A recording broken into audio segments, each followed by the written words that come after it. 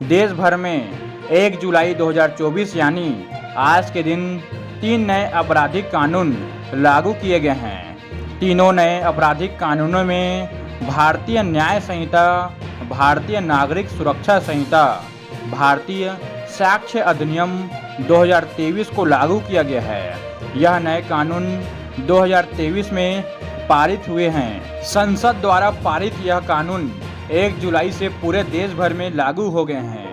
तीनों नए कानून भारतीय दंड संहिता 1860, आपराधिक प्रक्रिया संहिता 1898 और भारतीय साक्ष्य अधिनियम 1872 का स्थान लिए हैं। बता दें कि भारतीय न्याय संहिता, भारतीय नागरिक सुरक्षा संहिता और भारतीय साक्ष्य अधिनियम को 12 दिसंबर 2023 को केंद्र सरकार ने लोकसभा में 3 संशोधित आपराधिक विधेयकों को पेश किया गया था, जिसके उपलक्ष्य में आज गुंडरजी थाने में तीनों नए कानूनों की जानकारी देने जागरूकता अभियान चलाया गया, जिसमें सरपंच, कोतवाल, व्यापारीगण व बड़ी संख्या में आसपास के गणमान्य गण उपस्थित रहे। गुंडरजी थाना प्रभारी वीना यादव द्वारा देश में लागू हुए तीनों नए कानूनों की जानकारी मौजूदा लोगों को विस्तार पूर्वक दिए। साक्ष्य अधिनियम, भारतीय नागरिक सुरक्षा संहिता, भारतीय न्याय संहिता और भारतीय साक्ष्य अधिनियम जो पुराने कानून है उसके जगह में आज लागू हो रहा है और आज पूरे भारत वर्ष के लिए गर्व का विषय है।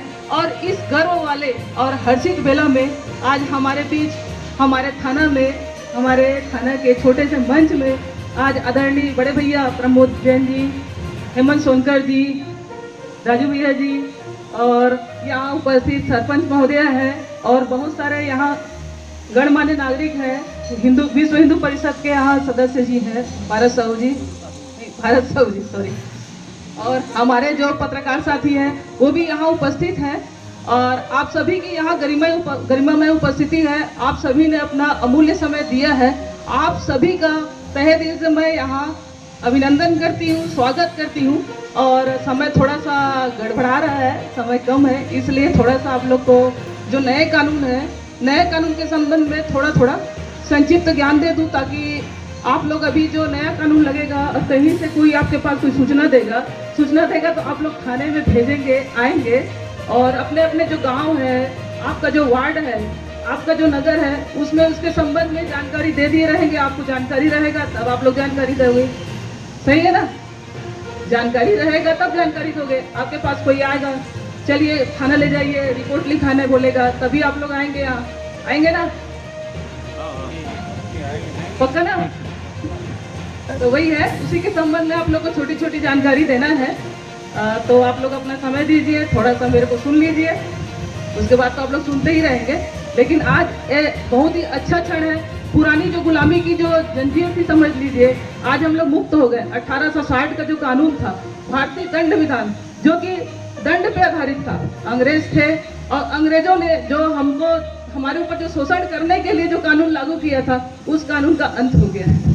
उसको लागू करने के लिए उन्होंने जो प्रक्रिया लगाई थी CRPC, उसको भी हटा दिया गया है और जो उस टाइम में जो साक्ष्य अधिनियम बनाया गया था उसको भी हटा दिया गया है। सभी में संशोधन करके उनको प्रतिस्थापित करके हमारा नया कानून आया है, जिसमें भारतीय जुड़ा है। भारतीय दंड संहिता की जगह में क्या जुड़ा है? भारतीय न्याय संहिता, जो कि सिर्फ न्याय पर आधारित है। क्या है? भारतीय न्याय संहिता, जिसको अंग्रेजी में क्या बोलेंगे? BNS शॉर्ट रूप है, भारतीय न्याय संहिता। एक बुक का नाम क्या है? भारतीय नागरिक सुरक्षा संहिता। नाम को सुन रहे हैं ना? भारतीय नागरिकों की सुरक्षा के लिए जो संहिता बनी है उसका नाम क्या है? भारतीय नागरिक सुरक्षा संहिता। और एक बुक क्या आया है? बुक मतलब कानून ना, भारतीय साक्ष्य अधिनियम। साक्ष्य मतलब आप लोग समझते हो ना? आप लोग, साक्ष्य मतलब क्या? सबूत का, सबूत छत्तीसगढ़ी में कहते सबूत, है ना?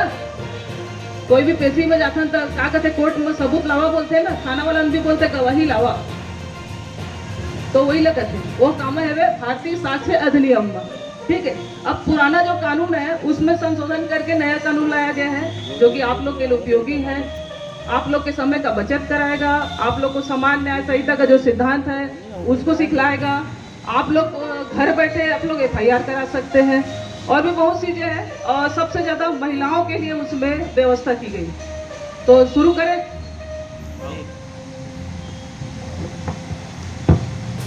गृह मंत्रालय के द्वारा कुछ छोटा सा एक बुकलेट जारी किया गया है, उसको मैं थोड़ा पढ़ देती हूँ, बीच बीच में आप लोग को बताते चलूँगी, ठीक है।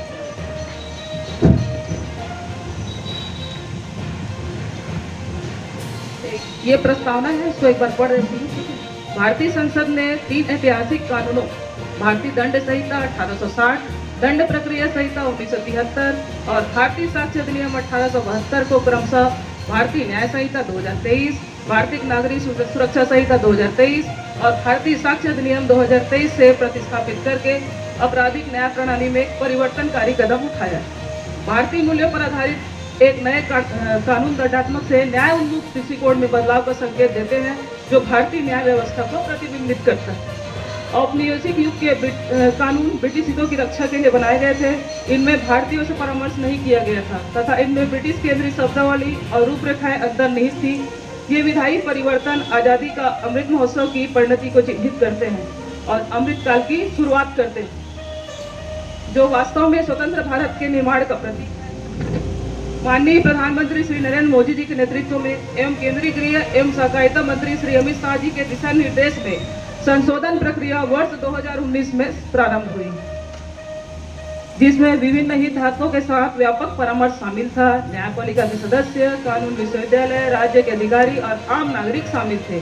यह सहयोगात्मक प्रयास सुनिश्चित करता है कि एक नया कानून ऐसी न्याय प्रणाली जो पूरी तरह से स्वदेशी हो, यह भारत के लिए भारतीय संसद द्वारा बनाए गए कानूनों के अनुसार संचालित होगी।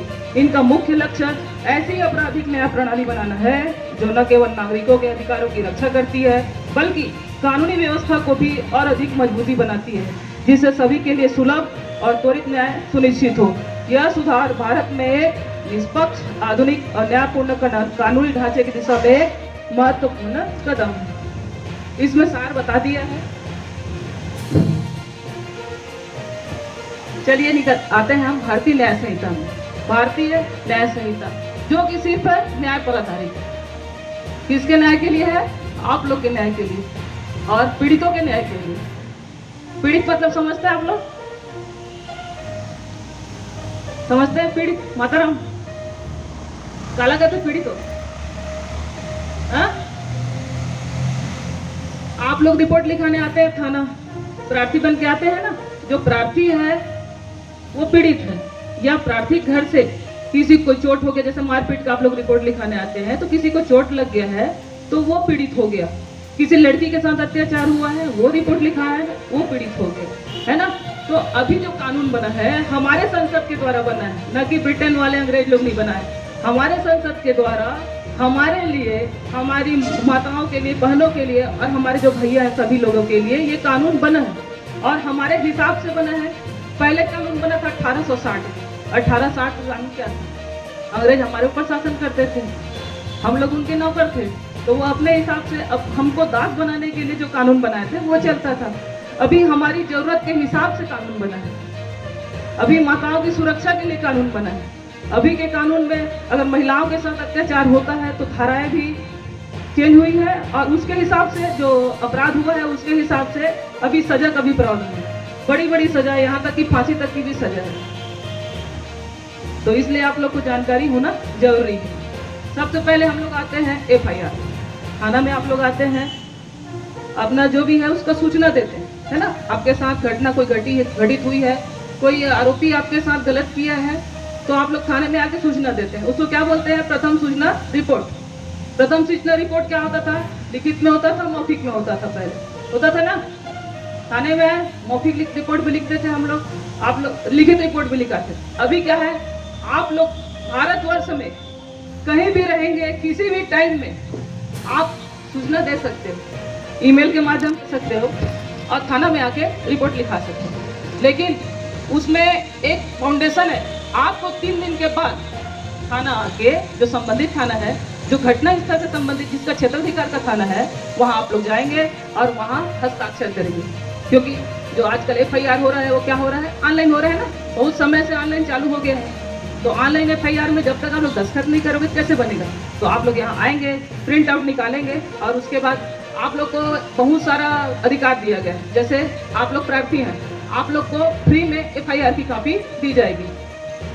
जो आप लोग रिपोर्ट लिखाते हैं ना, उसकी एक कॉपी आप लोग को मिलेगी, वो फ्री में मिलेगी। ठीक है, आपने रिपोर्ट लिखाया है तो आपके रिपोर्ट पे क्या कार्रवाई हो रही है उसके बारे में आप लोग हम लोग से सूचना ले सकते हैं। हम लोग देने के लिए बात है। जब आपका जो FIR का पूरा लिखा पढ़ी हो गया, विवेचना कंप्लीट हो गई, तो विवेचना के बाद क्या करते हैं हम लोग, फाइनल रिपोर्ट बनाते हैं, जिसको क्या बोलते हैं, चालान, है ना। तो चालान की कॉपी भी आपको फ्री में दी जाएगी, निःशुल्क आपको चालान की कॉपी दी जाएगी। लेकिन पहले क्या था, हम लोग फोटोकॉपी कराते थे, आपको देते थे। अभी भी हम आपको फोटोकॉपी करा के भी दे सकते हैं, उसमें माध्यम और चेंज हो गया है। हम लोग PDF बना के आपको WhatsApp में भी दे सकते हैं उसकी सूचना, मोबाइल के माध्यम से भी आपको सूचना दे सकते हैं, ईमेल करके भी आप लोग को सूचना दे सकते हैं। तो मतलब किसी भी तरीके से आपके पास सूचना जानी चाहिए। ठीक है, पीछे समझ में आ रहा है ना। चलिए और किस टाइप की बताऊं। अच्छा, गिरफ्तारी वाला, बहुत लोग सोचते हैं कि आरोपी लोग को हथकड़ी नहीं लगा सकते, पुलिस वाले हथकड़ी लगाते हैं, गलत करते हैं। अभी का कानून में उसको स्पष्ट परिभाषित कर दिया गया है, अभी हथकड़ी लगाया जा सकता है। अगर कोई आत्मन अपराधी है जो अपराध करता है और उसके भागने की संभावना है, उसको हथकड़ी लगा सकते हैं। कोई महिला गंभीर अपराध वाला है, महिला संबंधी अपराध वाला है, मर्डर का आरोपी है या कुछ बड़े अपराध का आरोपी है या 5 साल 7 साल से ऊपर की सजा वाला आरोपी है, तो उसको भी हथकड़ी लगाना है। और हथकड़ी इसलिए लगाया जाता है कि वो आदमी भागे ना और दोबारा अपराध मत करे, मतलब सही साठ उसको न्यायालय में पेश किया जा सके, तो इसलिए हथकड़ी लगाया जाता है। पहले वाले अनभिज्ञ थे और हथकड़ी पुलिस वाले लगाते थे तो उसमें आपत्ति किया जाता था, पेपर में भी छापा जाता था, मीडिया में भी, अरे उसको हथकड़ी लगा दिया गया। तो इसके लिए आप लोग आश्वस्त होइए, पुलिस वाले जानबूझ के ऐसा नहीं करते हैं, सबका मानवाधिकार है और जो कानून में है उसकी मंशा के अनुसार हथकड़ी लगाना पड़ेगा। ठीक है, जो आप लोग को सम्मन्स वारंट तामील के लिए दिया जाता है, जैसे कोटवार बंधु लोग हैं या हमारे आम नागरिक जो भी हैं, कोर्ट में हमको कुछ चीजें, जैसे हम लोग चालान पेश किए हैं तो माननीय न्यायालय क्या करता है, अपने पास बुलाने के लिए, कोर्ट में उपस्थित होने के लिए वहां से सम्मन्स वारंट इशू होता है। जानते हैं ना सम्मन्स वारंट सभी। तो सम्मन्स वारंट क्या है कि आजकल हम उसको इलेक्ट्रॉनिक माध्यम से भी आप लोग को दे सकते हैं। व्हाट्सएप में भी आप लोग को सम्मन्स वारंट शामिल किया जा सकता है। तो आप लोग ये नहीं कहेंगे कि मोबाइल में हमको भेज दिया है तो हमको नहीं जाना है, आपको मेल करके भी उसको भेजा जा सकता है। अब गिरफ्तारियां होंगी तो गिरफ्तारी में भी आपका व्हाट्सएप नंबर उसमें लिखा जाएगा। गिरफ्तारी पत्र पढ़ते हैं ना, उसमें लिखते हैं ना एड्रेस के नीचे, तो उसमें आपके मोबाइल नंबर, जो व्हाट्सएप वाला मोबाइल नंबर है, आपका ईमेल ID, आपका आधार नंबर सभी लिखा जाएगा। तो अभी क्या हो गया है, सब अब डिजिटल होने वाला है। अब हो ही गया, समझ लीजिए, भले टाइम लगेगा लेकिन अब डिजिटल युग है तो उस हिसाब से काम करना है। अभी की न्याय प्रणाली क्या है, टाइम बाउंडेशन वाला है। हम लोग को सबको बांध दिया अभी का कानून, पुलिस वाला भी बंधा हुआ है, उसको टाइम दे दिया है कि इतने टाइम में चालान पेश होना है, इतने टाइम में विवेचना करना है। जज साहब भी बंधे हुए हैं कि इतने दिन के अंदर हमको निर्णय करना है। तो उसके लिए क्या करना पड़ेगा, टाइम में सबको पेशी में उपस्थित होना पड़ेगा। उसके लिए और भी सुविधा दे दी है। कई जगह क्या होता है, विशेषज्ञ जैसे डॉक्टर लोग हैं, इंजीनियर है, डॉक्टर है, अपने पटवारी लोग हैं, तहसीलदार हैं, पुलिस वाला भी है, ये लोग का क्या है, ट्रांसफर हो जाता है, सब बाहर बाहर चल दिए रहते हैं। अब ट्रांसफर में गए हैं तो वो लोग पेशी में क्या है, उपस्थित होने में थोड़ी दिक्कतें आती हैं, तो उनको भी क्या है, वीडियो कॉन्फ्रेंसिंग के माध्यम से उनकी भी पेशी हो सकती है। अब ऐसा नहीं है कि बहाना मार के भागे, अर्जेंट है, इमरजेंसी है, तो वहाँ उपस्थित वीडियो कॉन्फ्रेंसिंग के माध्यम हो जाएगा, कनेक्ट कर दिया जाएगा, वो अपने जगह के कोर्ट में उपस्थित हो जाएंगे और इधर जहाँ का कोर्ट का रहेगा वहाँ से कनेक्ट करके पेशी भी हो जाएगी। लेकिन हम लोग लोकल लोग हैं, समय का बचत करना नहीं, क्या डायरेक्ट रहोगे, उपस्थित रहोगे तो आप लोग जवाब देते बनेगा, ये तो हमारी सुविधा है ना, तो गड़बड़ ना हो करके खुद उपस्थित हो जाना और जो सुविधा दिया गया है उसका मिसउपयोग नहीं करना, मिसयूज नहीं करना है। ठीक है, पीछे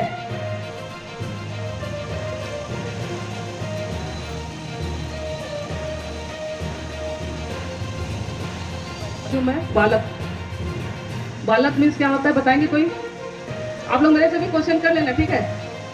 बालक मतलब होगा 18 साल से नीचे का कोई भी लड़का या लड़की, बालक या बालिका, वही 18 साल से कम उम्र की जो भी लड़का है लड़की है वो बालक कहलाते हैं, ठीक है। चलिए ठीक है। अभी जैसे महिलाओं के साथ गंभीर घटनाएं होती हैं, बलात्कार हो गया या और कुछ ही चीज़ें हैं, बड़ी बड़ी जो गंभीर घटनाएं हैं, उसके लिए सजा बढ़ गया है। पहले क्या था, सजा छोटी छोटी थी।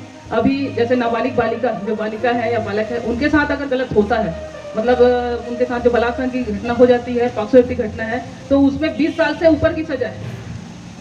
उसकी गंभीरता को देखते हुए वो मृत्युदंड तक है।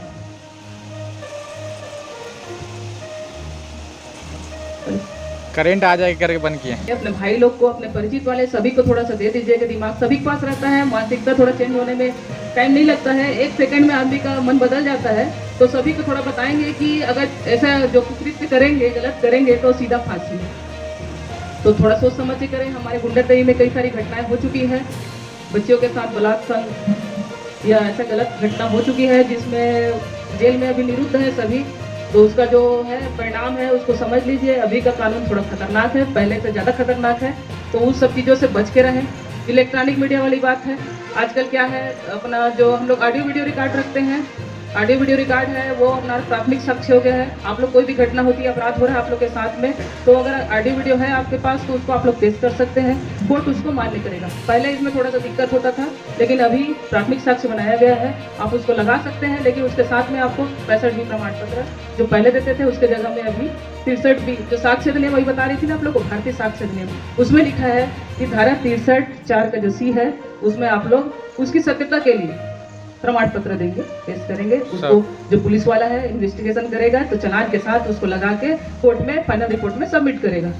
ठीक है, तो आप लोग से अगर कोई पुलिस वाला अपेक्षा करता है कि ऑडियो वीडियो बनाने दें, तो आप लोग उसमें सहयोग करिएगा। समन्स वारंट की तामीली में सहयोग करिएगा।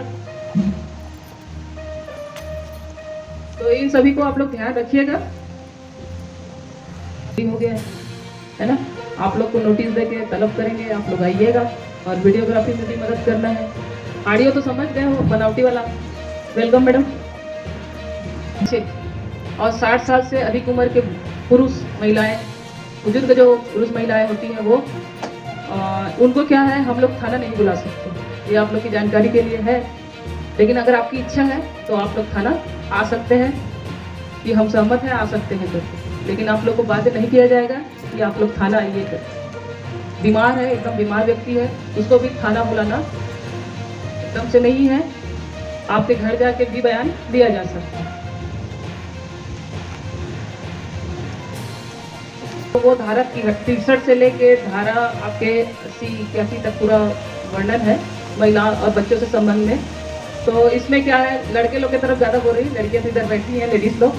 क्या है, किसी को घूर के देखना भी है ना, जो छेड़खानी सुने हो ना, अब अन्यथा मत लीजिएगा, आप ही लोग के लिए है, क्योंकि बहुत अपराध उसमें सजा बढ़ गया है, तो इसलिए देख पाती है। कोई महिला नदी में नहा रही है, जान रहे हो कि वो नदी में नहा रही है ना, अब उसको घूरे जा रहे हो, उससे कहीं वीडियो बना दिए, तो ये सब क्या है, अपराध में आएगा। किसी को जानबूझ के छेड़ रहे हो, कमेंट्स कर रहे हो, ऐसे शब्दों का प्रयोग कर रहे हो जो द्व्यर्थी है। द्व्यर्थी मतलब समझे, कुछ बोल रहे हो और ताना दूसरे को मार रहे हो, हमको गंदा अश्लील, ये सब चीज छेड़खानी में आता है। कोई आजकल क्या है, व्हाट्सएप को हैक कर लिया जाता है, दूसरे के व्हाट्सएप को कंट्रोल में कर लिया जाता है, और उसका वो क्या कर रहा है, कैसे कर रहा है, ये चीज़ें देखी जाती हैं। तो ये सब चीज़ें भी अपराध में आती है, और इसमें भी बड़ी से बड़ी सजा है, 3 साल 5 साल और उससे ज़्यादा भी 10 साल तक की सजा है। और जो रेप केसेस में तो आजकल बढ़ गया है, बच्चियों के साथ अगर गलत हो रहा है तो उसमें 20 साल से पूरा आजीवन कारावास से लेकर मृत्युदंड तक की सजा है। तो वही है, अपने आसपास के लोगों को आप लोग कानून के बारे में जागरूक कीजिए। बेटा इसमें गड़बड़ है, तू जेल चल देगा रे, फांसी हो जाएगा करके थोड़ा सा समझाइए। कानून कड़ा हो गया है, सबकी बेटियों को अपना बेटी समझिए, गलत मत करिए। मैं इससे हट के थोड़ा सा बात करूंगी। आज मेरे थाना में एक रिपोर्ट आया था साइबर से रिलेटेड। परसों मेरे यहाँ एक FIR हुआ था मारपीट वाला, ये रंचिरई क्षेत्र का है। उसमें क्या होता, मारपीट का जो ऑनलाइन रिपोर्ट होता है, हमारा ऑनलाइन पोर्टल रहता है, उसमें क्या मोबाइल नंबर डला था। तो उसमें मोबाइल नंबर से उस गांव का तो एड्रेस तो ले लिए थे, गांव के सरपंच से प्रार्थी का नंबर लेके, और प्रार्थी को किसी बंदे ने SP बालोद बन के फोन किया कि मेरे को इतना पैसा चाहिए करके। पहले भी हो गया ऐसे मामला, है ना, आज की घटना बता रही हूँ। तो इतना साइबर प्रहरी ग्रुप बनाए हैं हम लोग, इतना सारा ग्रुप बना है, 57 गांव मेरे थाना क्षेत्र में आते हैं और 57 ग्रुप बना हुआ है। और आप लोग के में डेली कुछ ना कुछ चीज़ें डाली जा रही है, नई नई चीज़ें डाली जा रही है आप लोग को जागरूक करने के लिए। तो किसी के बात में मत आइए, थाना प्रभारी का नंबर आप लोग के पास है, एनी टाइम आप फोन लगा सकते हो। आपको दिक्कत है तो एक बार मैडम मेरे से पूछ लीजिए या मेरे स्टाफ से पूछ लीजिए कि उसमें हमको पैसा देना है कि नहीं देना है। और पैसा एक्स्ट्रा है, फोकट का है, बिना मेहनत का है तो आप लोग उड़ाइए, वो आप लोग की इच्छा है। क्या बोलूँ मैं, परेशान तो हो गए ना। वो बंदा का आंसू गिर रहा था आज, सरपंच उसका नंबर दे दिया, उसने बिना पूछे पैसा दे दिया, 16,000 रुपये कुछ दिया है। थोड़ा सा देख ताक के करिए आप लोग। हाँ मैडम वही बता, आजकल ये चीजें चल रही है। कोई कॉल उसमें छोटा बड़ा डोकरा छोकरा कुछ नहीं लग रहा है, जिसको उसमें ठगाना है वो ठगा जा रहा है। लोग को छोड़िए, जहाँ लोग आए हैं वहाँ गड़बड़ है। दिमाग 1 सेकंड लगेगा, फिर ऐसे कन्वर्ट हुआ, उसके बाद तो फिर डल जाना है पैसा। और अमीर आदमी हो ज्यादा पैसा देगा, वो पता कर लेता है कि किसके पास कितना प्रॉपर्टी है, जानकारी लेने के बाद ही कॉल करता है। तो थोड़ा सा देखिए। एक फोन मेरे पास परसों और आया था, एक बंदा सुकमा से फोन किया था और वो हमारे ही विभाग से रिलेटेड ही है, उनके परिवार का है। वो मेरे को बताया कि कोई लड़की उनको फोन की थी। अब वही बात है, अपने घर की बीवी को छोड़ के दूसरे घर से बात करना, दुनियादारी आजकल वो बन गया है, फैशन बन गया है, तो उसको थोड़ा सा हटा दीजिएगा। बाहर वाले क्या कर रहे हैं, फोन कर रहे हैं, एक माध्यम बन जा रहे हैं और थोड़ी सी अच्छा चुपड़ी चुपड़ी बात करके मन में थोड़ा सा आदमी लोग के बैठा दे रहे हैं और बोल रहे हैं कि आप अपना, अब क्या बोलूँ, कपड़ा उतार दीजिए। वो सामने वाला उसका फोटो बना ले रहा है, वीडियो बना ले रहा है और फिर उसके बाद आपका ऑडियो वीडियो मेरे पास है, मैं सीबीआई में फ़ोन करूंगा, सीबीआई में रिपोर्ट दर्ज करूंगा, एसपी ऑफिस में रिपोर्ट दर्ज करूंगा बोलता है। उसके बाद फिर कॉल आएगा, बार बार फिर मैं सीबीआई से बोल रहा हूँ, पुलिस से एक तो फोटो लग जा रहेगा उसके डीपी में, व्हाट्सएप के डीपी में लगा रहेगा, उसको देखेगा, चल 1 लाख दे नहीं तो मैं शिकायत करूंगा, 2 लाख दे नहीं तो मैं शिकायत करूंगा। तो भैया घरे में रहो, बार बार दिमाग मत फैलाओ, है ना। तो ये जानकारी को बता देना, बहुत सारी चीजें हो रही है, ठगी हो रही है। लोग बोलते हैं आपका नौकरी लग जाएगा, इतना पैसा डालो आपका नौकरी लग जाएगा, बोलते हैं ना, लॉटरी लग जाएगा। हाँ, आप कार जीत गए हो, पैसे नहीं लगाए तो कार कहाँ जीत गए है, फार्म नहीं भरे तो नौकरी कहाँ लगी। दौड़े कूदे में लगते हैं, हम दौड़ कूद के पढ़ लिख के आए, मेहनत करके यहाँ पे पहुंचे हैं ना। अब फॉर्म भरा ही नहीं, आपको नौकरी लग जाएगा। 10-10 लाख, 20-20 लाख, 40 लाख दे रहे हैं। यहाँ तो 40 लाख रुपये दिए, हमारे यहाँ आवेदन है एक तो, और वो भी अच्छा कांग्रेस का बड़ा वो, अब नाम नहीं लूंगी। तो थोड़ा सा देख के शॉर्टकट मत करिए, मेहनत करना पड़ता है, किस्मत में रहेगा तो मिलेगा। लेकिन वही है, ऐसा पैसा को ऐसे उज्जट एकदम मत बहा दीजिए, बड़ी मेहनत से मिलता है। जैसे हम लोग भी सुबह शाम लगे रहते हैं, रात तक लगे रहते हैं, तकलीफ तो होती, मेहनत कर रहे हैं तब तनख्वाह मिल रहा है ना। तो मेहनत का पैसा है, खून पसीने का पैसा है, उसको बर्बाद मत करिए। जहाँ दिक्कत आता है, आपके थाना वाले बैठे हैं, फोन कर लीजिए, नंबर लिख लीजिएगा, याद नहीं होगा तो मांग लीजिएगा, थाना के सामने चस्पा है नंबर। एनी टाइम आप दिक्कत में है तो आप कॉल कर सकते हैं। हाँ, लेकिन दारू पी के नहीं, फिर मैडम गाली देती है ना। बताओ। हाँ, एक सामुदायिक सेवा का है, कुछ एकदम छोटा छोटा अपराध रहता है। बारिश हो रही है, थोड़ा सा सह लीजिएगा। क्या है, आजकल एक नया कानून आया है, नया कानून में एक सामुदायिक सेवा शब्द मिलेगा आप लोग को। कुछ एकदम ही जो छोटा छोटा है अपराध है, उसमें हमारे जज साहब है, वो एक सामुदायिक सेवा का दंड देंगे। मतलब एकदम छोटा अपराध है तो आपको बोल देंगे जा वहाँ उसमें फुलवारी में पानी डाल दें या कुछ कर दें, ऐसा टाइप का। मतलब सोशल वाला जो दंड है, आप लोग पंच में करते हैं, आप लोग पंचायत में करते हो ना, ऐसे कर दे ऐसे कर दे, पैसा के दंड नहीं ना, सिंपल। तो वो वाला भी एक सामुदायिक सेवा का आया है। पुलिस के अधिकारी के द्वारा यहाँ पर आपको नए नियम कानून कौन सा संशोधन हुआ है और किसमें क्या प्रावधान है, ये सारे चीज को बताने के लिए यहाँ पे आपको बुलाया गया है।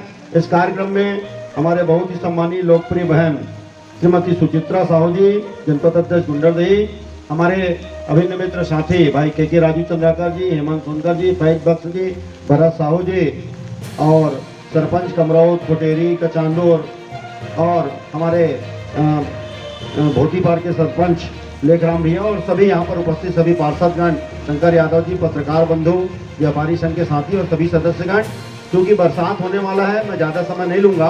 विशेष रूप से आपको ये बताना चाहता हूँ कि जिस प्रकार से 1973 और 1872 में जो क्रमशः भारतीय न्याय संहिता को 2023 के नागरिक सुरक्षा संहिता 2023 में जो बनाया गया है, उसमें हमारे लोकप्रिय प्रधानमंत्री श्री नरेंद्र मोदी जी के नेतृत्व में केंद्रीय सहकारिता मंत्री श्री अमित शाह जी के द्वारा 2019 में ये प्रारंभ की गई थी, और आज जाकर के ये नया कानून न्यायपालिका के सदस्य, कानून विश्वविद्यालय, राज्य के अधिकारी और आम नागरिक इसमें शामिल है। ये सब आपको बताया गया, मैं कोई रिपीट नहीं करना चाहूंगा। ये जरूर बताना चाहूंगा कि जो इसमें कमियां थी उसको सुधार करके आपके हित के लिए बहुत सा कानून इसमें जोड़ा गया है और बहुत से कानून को बदला भी गया है। अभी मैडम जैसे बताएं आप सबको, और ये किताब आप ला सकते हैं। मुख्य रूप से सीआरपीसी की धारा संख्या 448 से बढ़ाकर इसको 531 की गई है और 177 धारा को प्रस्तावित की गई है। नई धाराएं जोड़ी गई है और 14 धाराएं निरस्त की गई है। ये पुस्तक के माध्यम से आप सब पढ़ सकते हैं। आप सबको जो यहाँ पर आकर के नए नियम कानून हमारे जो पुलिस अधिकारी गुंडरदेव के टीआई द्वारा बताया गया, उसके लिए आप सबको बहुत बहुत धन्यवाद। जय हिंद, जय भारत।